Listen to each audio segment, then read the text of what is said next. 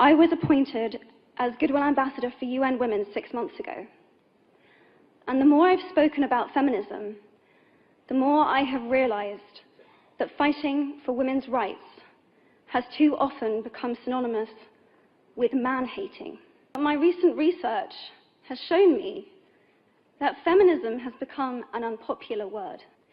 Why has the word become such an uncomfortable one? You know what, feminists? I feel inclined to help you. I want you to understand just why people hate feminism and feminists.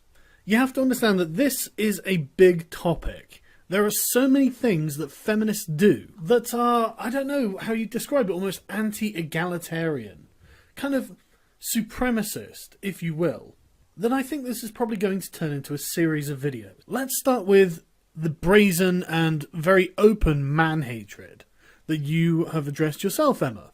Now, I'm going to start with an advert from Pantene, where they're pandering to women.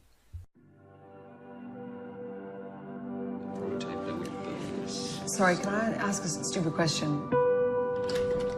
Sorry, do you have a minute? Sorry. Yeah. Oh, sorry. Oh, hey, there he is. Mind if I squeeze in here? Sorry. Sorry. Sorry. Sorry.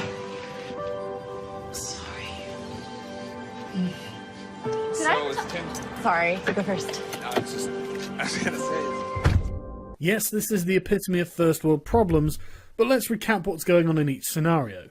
Woman interrupts man talking. Absolutely every reason to apologise. A man would apologise to a man for interrupting his speech to ask a question. Woman interrupting someone unseen in their office. Again, every reason for this person to apologise for interrupting. Woman's elbow resting on the arm of the next chair, so when the guy sits down, he is touching her and she apologises for it. Completely normal.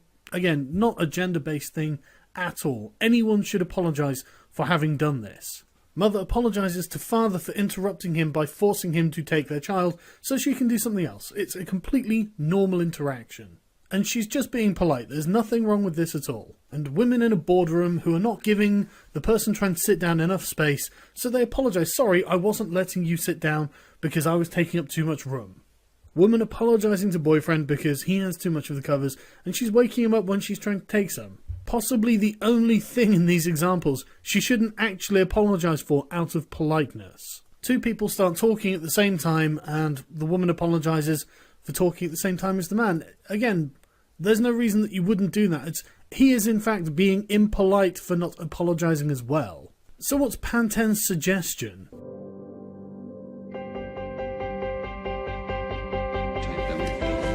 I have a question. Why don't we go back to the original thing that we did? Morning. Got a minute? Sorry, not sorry. Sorry, not sorry.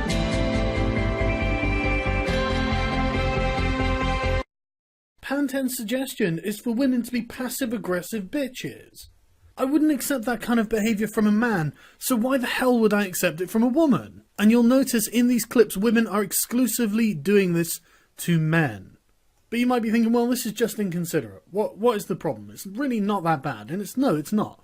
These examples are not that bad. But let's have a look at Sarah Silverman's advert from the 2015 Super Bowl. Sarah, this Wi-Fi calling from T-Mobile is the best. Yep. I can talk from anywhere in my mansion. I already have it. You sound great in my hydroponic kale garden. Reception's great in my subterranean petting zoo. Crystal clear from my trophy room. All clear in my figure skating basement. Sounds great from my underground delivery room. Sorry, it's a boy. And that, ladies and gentlemen, sums up modern feminism. Sorry, it's a boy. 100 years ago, this advert would have been, sorry, it's a nigger. Now, everyone who isn't a feminist is probably thinking, wow, I can understand why so many people were pissed off with this advert. But feminists not only wouldn't hear of it, they would go as far as to defend this advert. Sorry, dude bros, Silver Siriman's Sorry It's a Boy Super Bowl ad isn't sexist. Males, quote unquote, are happy to call misandry while totally overlooking what hashtag everyday sexism really looks like. It's this kind of absolute contempt for men is the reason why people think that feminists hate men. This is the sort of contempt you would expect white nationalists to have for black people. This complete disregard of a legitimate criticism, which the writer handles in the stupidest way possible. They claim that this isn't everyday sexism, because the actual reality of everyday sexism, from treating threats to release women's private information as a hoax, to actually releasing women's private photos, to telling women to smile on the street but never calling it harassment, to banning women's bodies on social media, all the way to paying them less for the same work. These are ridiculous justifications for this kind of prejudice being so blithely thrown around. They compare this to what they claim is institutionalized oppression and misogyny. So if we're going to examine this, the quickest one to pick apart is paying them less for the same work. Sarah, this Wi-Fi calling from T-Mobile is the best. Yeah? I can talk from anywhere in my mansion. You don't see the irony of this, Salon, at all, do you? Okay, what else? Banning women's bodies on social media. Because Instagram banned pubic hairs, but then retracted their position. This is justification for prejudice against men by a woman who lives in a mansion, is it? Okay, well how about telling women to smile on the street? This is just a link to Salon's tag of street harassment. The first story taking place in Afghanistan of all places, the second story being of a man who got stabbed, and the third one is a woman apologising for lying to people. Needless to say, none of this is justification for prejudice against men. And lastly, apparently threatening to release women's private information to actually releasing the information. As awful as it is when a woman's ex-boyfriends or random strangers on the internet threaten to leak nude pictures of those women, it simply does not equate to institutionalized oppression. So not only will feminists defend man-hatred when they see it, but vast amounts of feminist art and literature seem to revolve exclusively around the concept of man-hatred.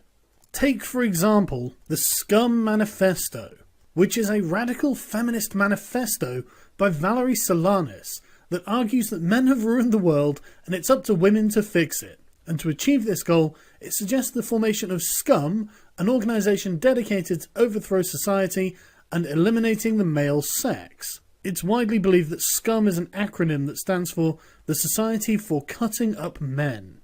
And she had held a series of recruitment meetings that she then later denied. Possibly when this came out and everyone was like, are you fucking kidding me? The Scum Manifesto is surprisingly popular amongst feminists.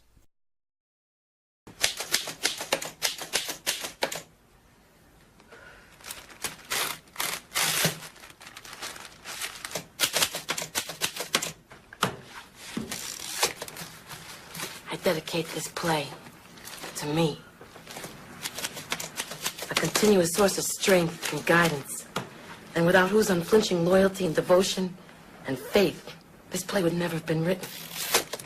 I dedicate this play to myself for proofreading, editorial comment, helpful hints, criticism and suggestions, and an exquisite job of typing. And finally, I dedicate this play to I, for independent research into men, married women, and other degenerates.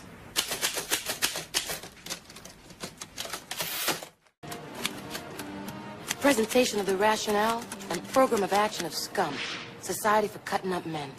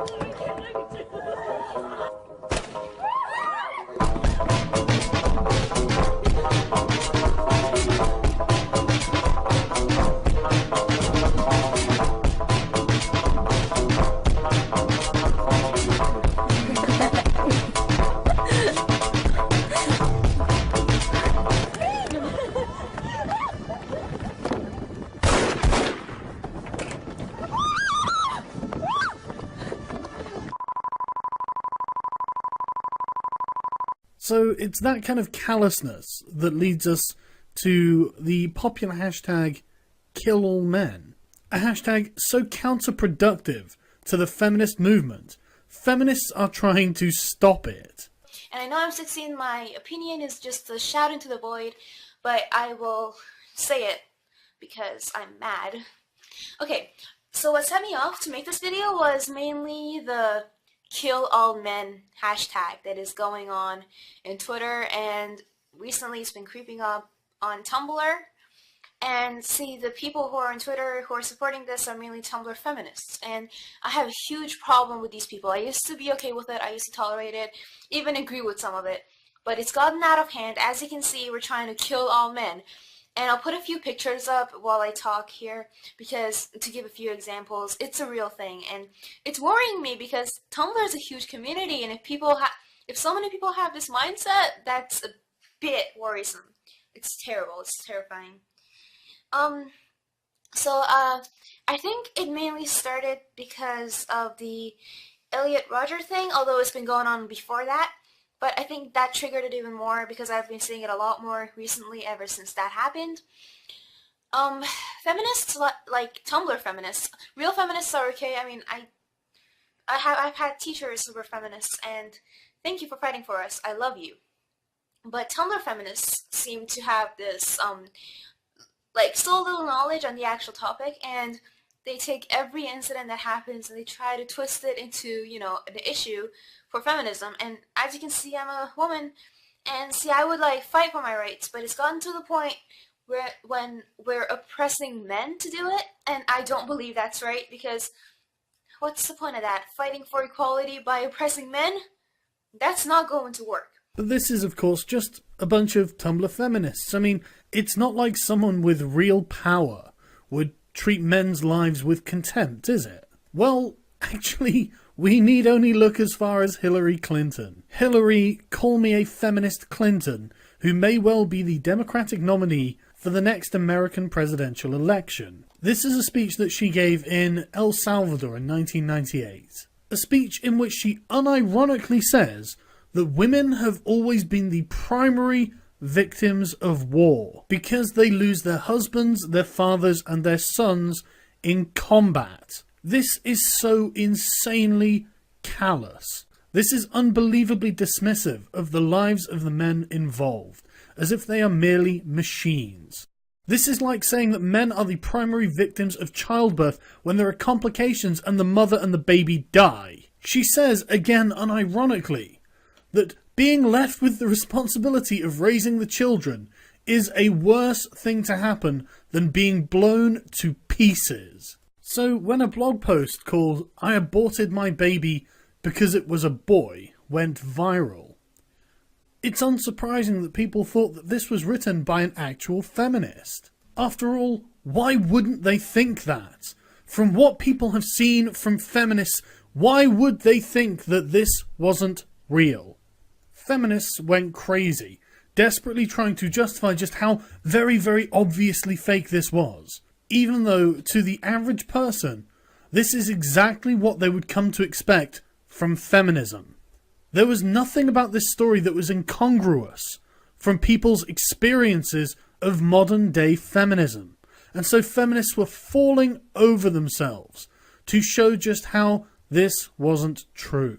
At no point did I see any of them turning around and asking themselves, why does everyone think this is true?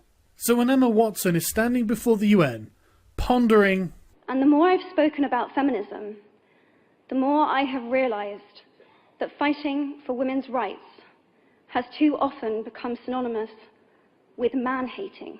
My response is, well, it's because feminists seem to hate men. And when they're called on it, they will go as far as to redefine words for their own convenience. This picture comes from a gender studies textbook, redefining the definition of sexism to include power. And they have used this as rationale to say, well, if we can't be sexist towards men, then we can literally say anything we want towards men. We can be as quote-unquote ironically misandrist as we like, because apparently women do not hold institutional power, as if that matters in interpersonal interactions, and they do it to ameliorate the guilt of being vile human beings.